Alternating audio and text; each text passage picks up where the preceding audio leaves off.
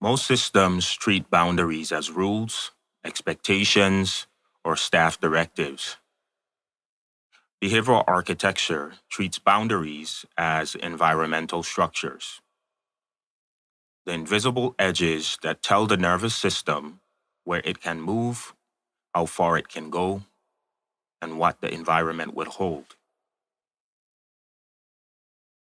Boundaries are not about control. They are about containment. They are the architecture that prevents environments from collapsing under sensory, relational, and operational load. Episode 16 exposes how boundaries stabilize behavior without force, without escalation, and without relying on staff to hold what the environment should. A boundary is not a rule. A boundary is a structural limit the environment communicates through design, pacing, and spatial logic. Boundaries are created through spatial edges, visual clarity, threshold definition, circulation geometry, sensory pacing, environmental anchors, predictable transitions. The nervous system reads boundaries instantly. It knows where it can move, where it should pause, and where the environment will hold. When boundaries are clear, behavior stabilizes. When boundaries are ambiguous, behavior compensates. Every environment has a boundary load, the amount of movement, emotion, and volatility its architecture can contain before system destabilize. Boundary load collapses when thresholds are undefined, circulation is chaotic, sensory tone spikes, staff positioning is inconsistent, rooms have no edges, transitions are abrupt. Boundary load strengthens when edges are visible, pacing is coherent, movement is guided, sensory tone is regulated, thresholds are buffered, the environment communicates containment. Most systems try to enforce boundaries behaviorally, but boundaries enforced behaviorally are fragile.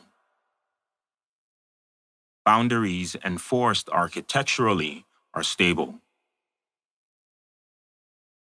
When boundaries fail, a predictable loop forms. The environment lacks containment. The nervous system senses instability. The person expands into the space. Staff interpret expansion as behavior. Staff attempt to contain behavior manually. The environment remains boundary weak.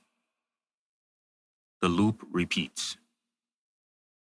This is why some rooms feel unmanageable. This is why some units escalate instantly.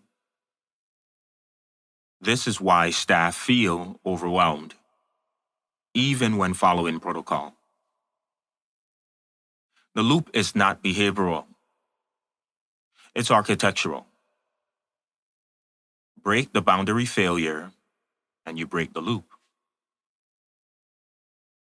Containment is not force. Containment is predictable structure. Architectural containment is created through clear spatial edges, stable thresholds, low friction circulation, sensory pacing, anchored positioning, environmental stabilizers, coherent geometry. When containment is architectural, the nervous systems stop expanding. It stops testing. It stops compensating. Containment becomes effortless because the environments hold what staff were never meant to carry. The nervous system tests boundaries, not to challenge authority, but to determine safety. It asks, where is the edge? Will the environment hold? Is this space predictable? Do I need to compensate? When the environment answers clearly, the nervous system settles. When the environment answers inconsistently, the nervous system escalates. People are not boundary defiant. They are boundary responsive. The environment teaches them how far they must go to feel contained. Once you understand environmental boundaries, you stop asking, why won't they follow the rules? Why do they push limits? Why do they escalate in this room? And you start asking, what boundaries does the environment hold without staff intervention? That is architectural containment. That is environmental clarity. That is stability by design. Boundaries are not enforced. Boundaries are built. In episode 17, we move into environmental exposure. How proximity, positioning, and spatial geometry shape the nervous system's sense of safety, risk, and relational load. Because boundaries define the edges. Exposure defines the distance. And together, they determine whether an environment stabilizes or destabilizes the people inside it.